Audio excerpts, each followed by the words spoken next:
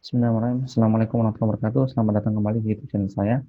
Pada pertemuan kali ini, saya akan menjelaskan bagaimana SPSS, seperti apa SPSS, dan bagaimana cara menginputnya. Itu pengetahuan dasar kita.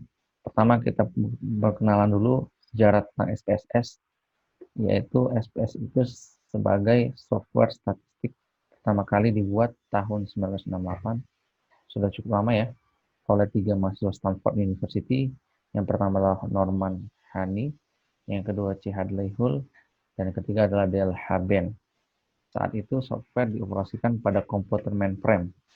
Setelah penerbit terkenal McGraw-Hill menerbitkan user manual SPSS, program tersebut menjadi populer.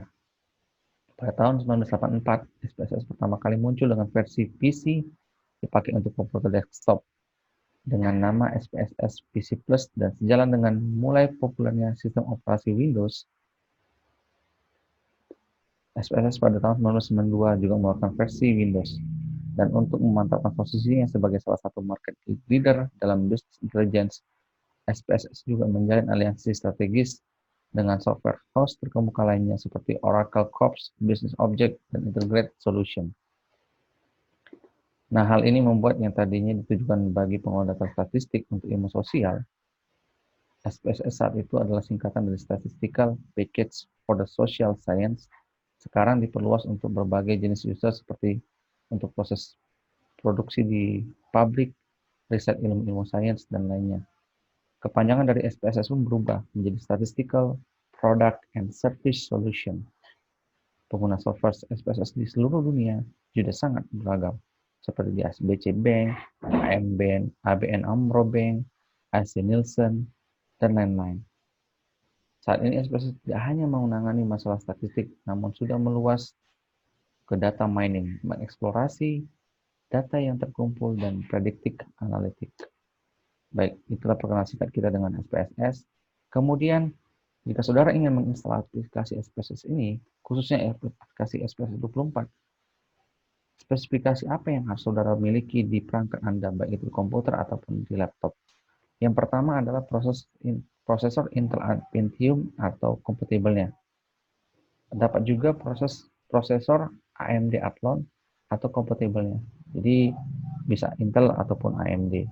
Minimal Pentium. Kalau di Intel, kalau AMD adalah Athlon. Clock speed yang disarankan adalah 1 GHz ke atas. Memori RAM minimal 1 GB. Kapasitas hard disk minimal adalah 800 MB. Monitor VGA dengan resolusi minimal 800 x 600. Ini syarat minimal yang dibutuhkan jika Anda ingin menginstal SPSS versi 24. SPSS versi yang terbaru adalah SPSS versi 26. Nah, jika saudara mempunyai SPSS versi 20 ataupun 22 ataupun di bawahnya lagi 18, tidak masalah. Tapi jika Anda ingin menginstal versi 24, inilah syarat minimalnya. Berikutnya, ada hal penting yang harus disampaikan sebelum kita menginput data di SPSS. Yang pertama adalah, apa sih skala pengukuran? Nah, yang ada 4 skala pengukuran. Yang pertama adalah nominal, yang kedua adalah ordinal, yang ketiga adalah interval, dan rasio. Nominal, ini skala pengelompokan dalam data kualitatif. Ciri-cirinya adalah tidak ada urutan. Urutan di sini tidak menunjukkan tingkatan atau ranking. Jadi tidak ada di awal dan tidak ada perbedaan. Contohnya apa? Contohnya adalah 1, 2, 3, dan 4 di sini menyatakan nama warna ungu, abu-abu, coklat, dan putih. 1 di sini tidak menyatakan urutan yang lebih baik dibandingkan 2, 3, dan 4. Nah, sedangkan di ordinal, pengelompokan data dalam data kualitatif ada urutannya. Urutan menunjukkan tingkatan atau ranking. Tidak ada titik awal, tidak ada perbedaan. Contohnya seperti apa? 1 sangat baik, 2 baik, 3 sedang-sedang saja, 4 buruk, 5 sangat buruk. 1 di sini menyatakan lebih baik dibandingkan 2, 2 lebih daripada 3, 3 lebih daripada 4, 4 lebih daripada 5. Nah, skala nominal dan ordinal digunakan berkaitan dengan data kualitatif. Yang ketiga dan keempat adalah skala interval dan skala rasio. Interval di sini artinya ada urutan, ada perbedaan, dan tidak ada titik awal. Contohnya seperti apa? Temperatur suhu.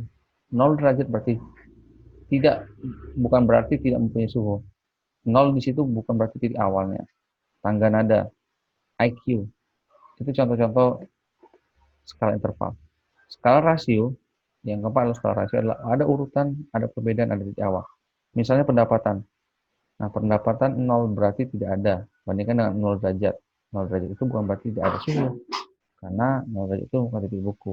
Di bawahnya ada lagi, negatif 1 derajat, negatif 2 derajat, dan seterusnya. Skala interval dan rasio digunakan berkaitan dengan data numerik ataupun kuantitatif. Jadi, data kuantitatif menggunakan interval ataupun rasio, sedangkan data kualitatif menggunakan skala nominal maupun skala ordinal. Baik, kita masuk langsung ke penggunaan aplikasi SPSS. Di sini pertama sekali kita akan masuk menggunakan skala SPSS. Nah, di sini saya klik saja SPSS. Kebetulan saya sudah menginstal versi 20 dan versi 24. Ketika kita menggunakan versi 24 akan muncul layar seperti ini. Nah, ini abaikan saja karena kita baru pertama kali. Kita klik close saja. Kemudian di sini saudara akan melihat ada layar pertama itu adalah entitle atau datasetnya. Kemudian di sini ada layar output. Saya akan jelaskan satu-satu dulu.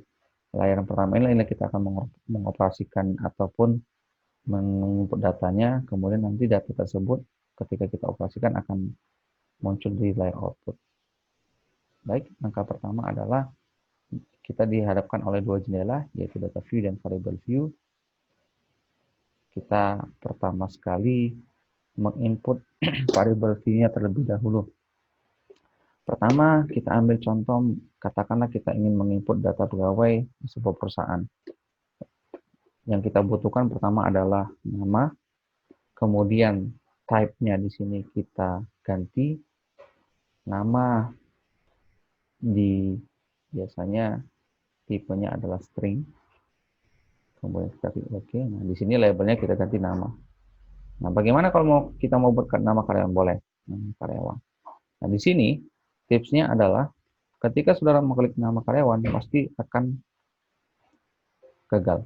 Nah, tipsnya adalah saudara bisa mengetiknya dengan mengetik nama underscore karyawan.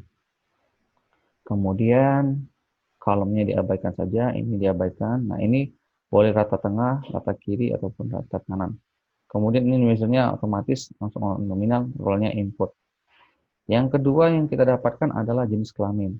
Nah, sama seperti yang tadi, tipsnya adalah underscore jenis kelamin. Kemudian jenis kelamin di sini biasanya dengan tipe string, tapi khusus kali ini saya akan membuat dengan numerik. Di mana? Kenapa? Nah, kita lihat. Kenapa dia menjadi numerik? Di sini saya buat value-nya. Nah, value di sini saya buat 1 itu laki-laki, kemudian 2 itu perempuan. Baik, kemudian oke.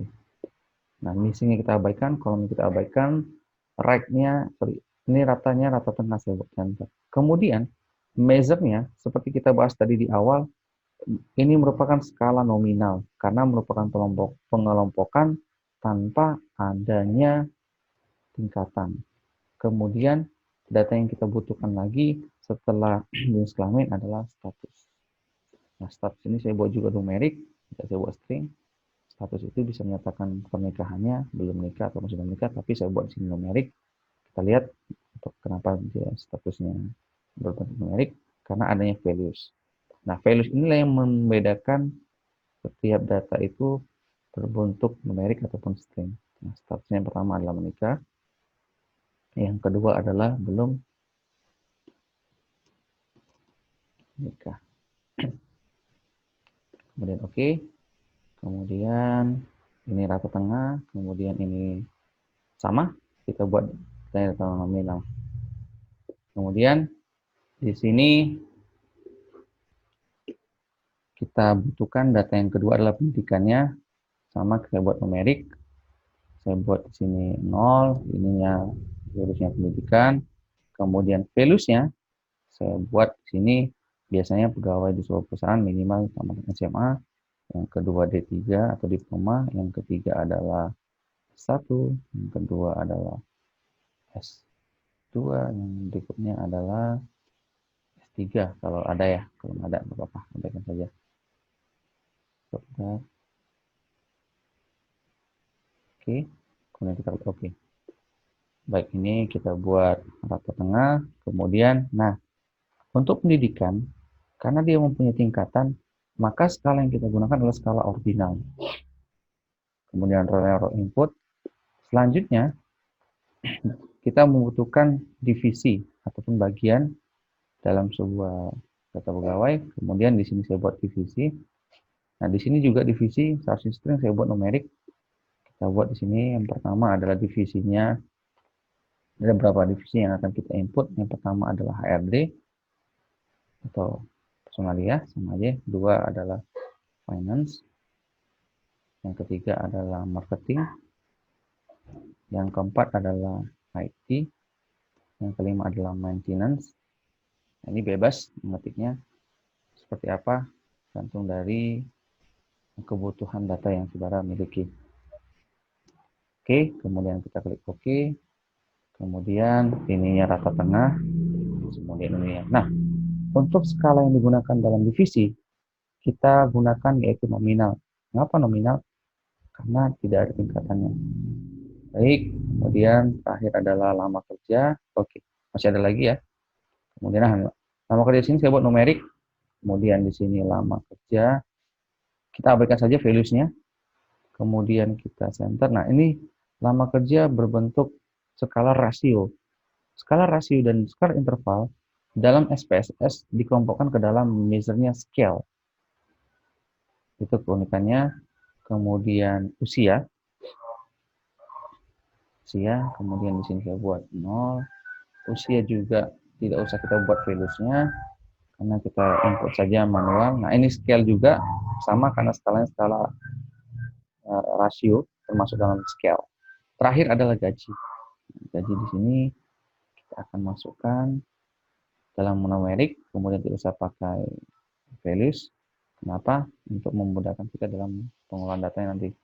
Walaupun gaji memang ada pengumpulannya di beberapa perusahaan. Nah, kemudian scale, measure-nya adalah scale karena membutuhkan data interval rasio. Baik, itu saja mungkin yang kita butuhkan dalam memasukkan variabelnya. Jika ada yang mau ditambahkan juga boleh. Nah, ini yang kita butuhkan. Kemudian data view-nya kita masukkan di sini.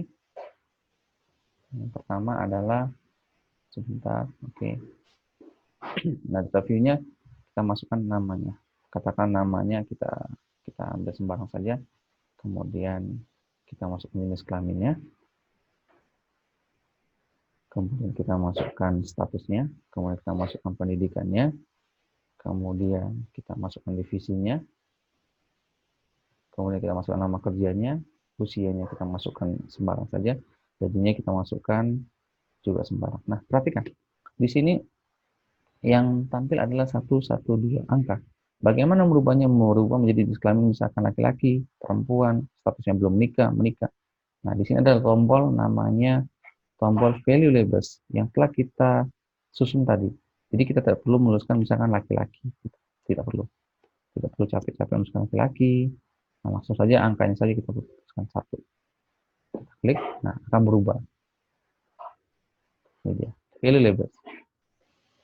Kemudian kita ketikkan nama yang kedua, kita ambil nama kedua, misalkan laki-laki itu 1, belum nikah itu 2, kemudian S1 itu S3, kemudian HRD itu 1, nama kerjanya ini bebas, ini angkanya juga bebas, usianya, kemudian gaji juga bebas. Nah, oke, satu lagi, kita ambil nama, satu lagi, Anita itu perempuan, biasanya nama Anita perempuan.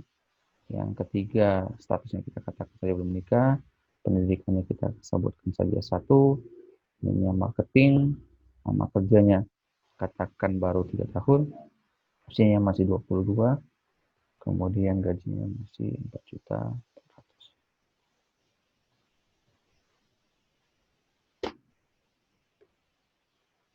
Baik, satu lagi kita inputkan, katakanlah kita klik Agustina, perempuan, sudah menikah, pendidikan S1, S2, kemudian jabatannya di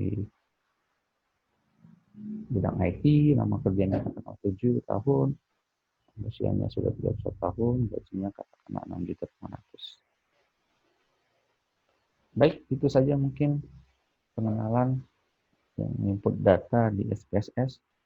Semoga bisa menambah ilmu dan menambah info. Sampai ketemu di pertemuan berikutnya. Assalamualaikum warahmatullahi wabarakatuh. Semangat. Baik, terus kalian yang telah menyaksikan video ini, mohon bantuannya. Ada tugas, yaitu menginput data SPSS sebanyak 50 data karyawan sesuai dengan variabel yang ditampilkan pada tampilan video tadi. Kemudian kirim ke email @labstatistik1@gmail.com. Terima kasih atas perhatiannya. Salam pendidik.